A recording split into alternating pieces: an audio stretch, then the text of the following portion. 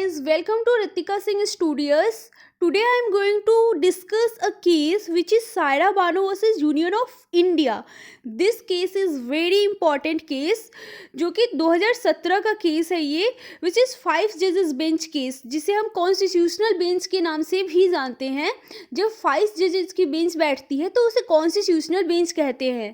तो जो majority opinion I थी इस केस पर वो 3:2 के रेशियो में आई थी. ओके, 3 जजेस का ये कहना था कि ये जो तलाक़े बिद्दत है जो कि आर्बिट्रेरी है और अनकॉन्स्टिट्यूशनल है अंडर आर्टिकल 13, 14 और आर्टिकल 15. ओके, और 2 जजेस थे जिन्होंने डिसेंटिंग ओपिनियन दिया था इस केस पे, जिनमें से कि एक थे जस्टिस कहर जो कि उस समय के सीजीआई थे और दूसरे थे जस्टिस अब्दुल नज़ीर.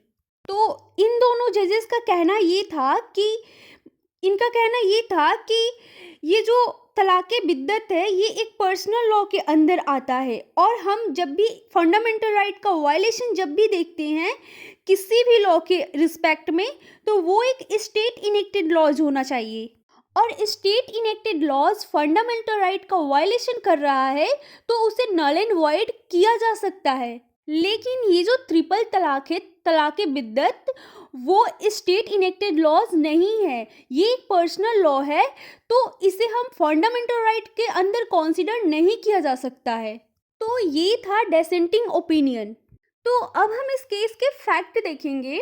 तो इस केस के जो फैक्ट है, सायरा बानो जो कि एक मुस्लिम वोमेन है, उन्होंने शादी करी रिजवान अहमद से. इनकी शादी के 16 साल हो गए थे एंड सडनली क्या होता है कि in the year 2016 Rizwan Ahmed ने ट्रिपल तलाक दे दिया सायरा बानो को, जो कि तलाक तलाक तलाक 3 बार कहकर उन्होंने मैरिज को डिसॉल्व कर दिया.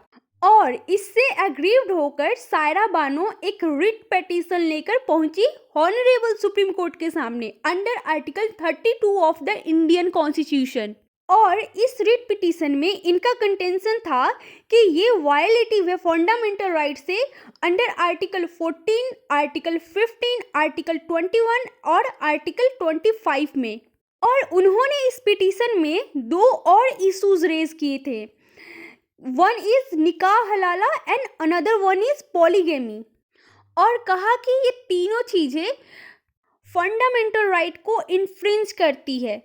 और इस इशू को सपोर्ट किया वोमेन ऑर्गेनाइजेशन ने और अपोजिशन किया all India Muslim personal laws को. और अपोजिशन में ये बात की गई कि ये कोडिफाइड लॉज नहीं है मुस्लिम पर्सनल लॉज के अंदर और इसकी वजह से जुडिशियल रिव्यू में ये नहीं आता है. और सुप्रीम कोर्ट ने इस इशू को एडमिट किया और रिट पिटीशन की सुनवाई की. So this are the facts of the case. ये कुछ फैक्ट्स थे इस केस के. सो नाउ हम देखेंगे इस केस की बेसिक इशूज़ को. सो बेसिकली 2 इशूज़ फ्रेम किए गए थे इस केस में. तो पहला इशू ये था कि ये जो ट्रिपल तलाक के प्रैक्टिस है इसे इसेंशियल रिलीजियस प्रैक्टिस में माना जा सकता है इस्लाम में या नहीं. और जो दूसरा इशू था इस केस के अंदर वो ये था कि ये जो ट्रिपल तलाक की प्रैक्टिस है ये fundamental right specific article like article 14, article 15, article 21 and article 25 का वायलेशन करती है या नहीं. सो ये 2 इशूज फ्रेम किए गए थे इस केस के अंदर. सो फर्स्ट इशू जो थी this about essential religious practice too. Essential religious practice कहते किसको है ये देखेंगे हम. तो इसेंशियल रिलीजियस प्रैक्टिस उसे कहते हैं कि मान लो कि कोई भी ऐसी प्रैक्टिस जो किसी रिलीजन की उस प्रैक्टिस को हम रिमूव कर दें उस रिलीजन से, तो रिमूव कर देने के बाद देते हैं जब तो उस रिलीजन का एसेंस खत्म हो जाता है. ओके, फॉर एग्जाम्पल अगर हम इस्लामिक लॉज की बात करें तो नमाज ऑफर करने की प्रैक्टिस को अगर हटा दी जाए तो इस्लाम रिलीजन का पूरा एसेंस खत्म हो जाएगा. तो इस तरीके का कोई भी रिलीजियस प्रैक्टिस इस तरीके का जो कि किसी रिलीजन से रिमूव कर देने के बाद उस पर्टिकुलर रिलीजन का एसेंस खत्म कर दे, उसका एसेंस खत्म हो जाए. So these are the essential religious practices. Okay. तो इस केस में तलाक़े बिद्दत इसेंशियल रिलीजियस प्रैक्टिस नहीं है, और ये जो है एक कस्टम है जो कि सभी मुस्लिम कम्युनिटी के लोग फॉलो कर रहे हैं, और ये कहीं पर भी कोडिफाइड नहीं है। तो अगर इसको हटा भी दिया जाए इस्लामिक लॉ से, तो इस्लाम लॉ पर कोई इफेक्ट नहीं होगा। So that's why supreme court of India इसे इसेंशियल रिलीजियस प्रैक्टिस मानने से मना कर दिया।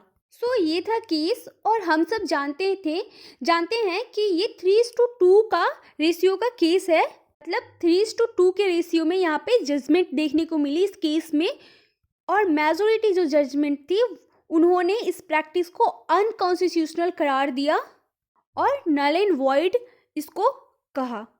सो इसको अनकॉन्स्टिट्यूशनल डिक्लेयर करने के बाद गवर्नमेंट ने एक लॉ इनेक्ट किया, that is Muslim women protection of right on marriage act 2019।